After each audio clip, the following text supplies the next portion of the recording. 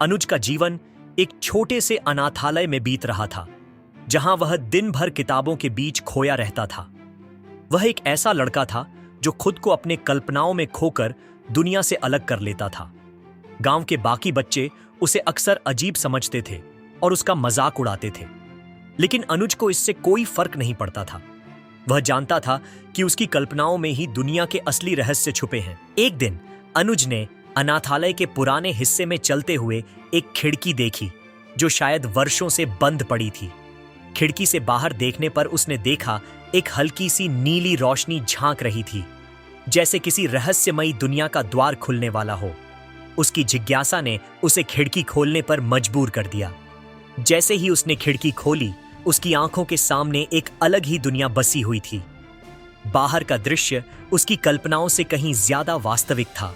यह एक जादुई जंगल था जहां पेड़ पौधे अदृश्य शक्तियों से लदे हुए थे।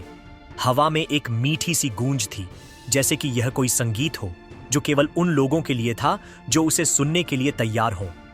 आसमान में चांद की चांदनी के बजाय एक अजीब सी हलचल हो रही थी और साथ ही वहां से एक आवाज सुनाई दी, अनुज, तुम्हें यहां आना था, हम तुम्हारा इंतजार कर रहे हैं।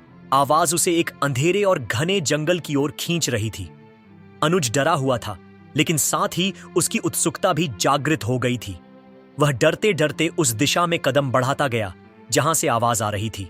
जंगल के भीतर अनुज ने देखा कि पेड़ से निकलने वाली हर शाखा किसी अदृश्य शक्ति से जुड़ी हुई थी। जैसे ही उसने आगे कदम बढ़ाया, अचानक एक तेज रोशनी सामने आई और वहां एक परी खड़ी थी। उसकी आंखें चांद जैसी चमक रही थीं और उसके चारों ओर एक रहस्यमयी आभा थी।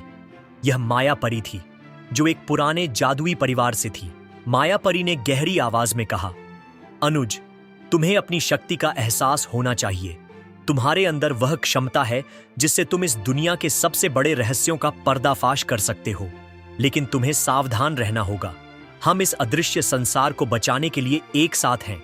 अनुज ने डरते हुए पूछा, मैं एक साधारण लड़का हूं, मुझ में ऐसा क्या है जो मैं तुम्हारी मदद कर सकूं? माया परी ने उसे देखकर एक रहस्यमयी मुस्कान दी, तुमसे बड़ा रहस्य कोई नहीं।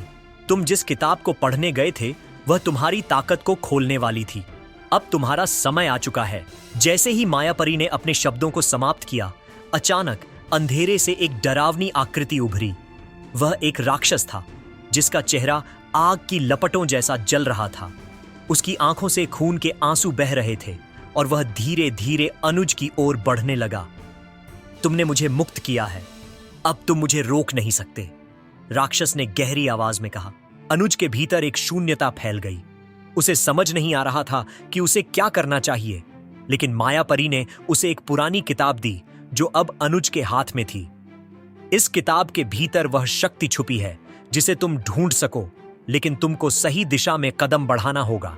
अनुज ने किताब खोली और जैसे ही उसने उसमें से पहला शब्द पढ़ा, अचानक किताब की रोशनी ने उसे अपनी चपेट में ले लिया। एक भयंकर प्रकाश के साथ राक्षस का शरीर झुलसने लगा और वह जलते हुए उड़ गया। मगर राक्षस की हार सिर्फ शुरुआत थी, असली रहस्य अब भी सामने था। यह केवल एक शुरुआत थी, अनुज, माया परी ने कहा, तुम्हें अभी बहुत कुछ सीखना होगा। यह था अनुज का पहला सामना इस जादुई दुनिया के साथ। क्या वह इस दुनिया के अंधेरे से उभर पाएगा? क्या वह खुद की असली शक्ति को पहचान पाएगा? अगले एपिसोड में अनुज और माया परी के बीच एक और चुनौती का सामना होगा, जहां उन्हें और भी रहस्यमयी और खतरनाक ताकतों का सामना करना पड़ेगा। एपिसोड 2 के लिए सब्सक्राइब चैनल और बेल नोटिफिकेशन को ऑल पर सेट कर दो।